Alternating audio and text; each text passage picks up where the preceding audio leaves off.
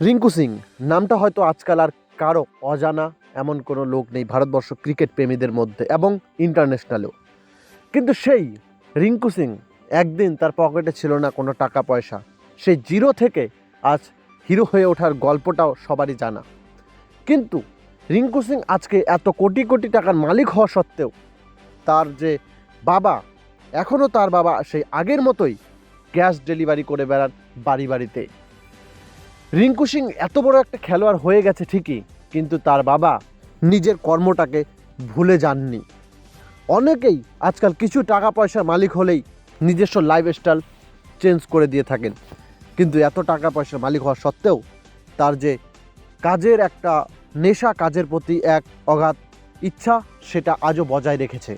তাই তো তার বাবার এই গ্যাস ডেলিভারির একটা ভিডিও ইতিমধ্যে সোশ্যাল মিডিয়ায় ভাইরালও হয়ে গেছে।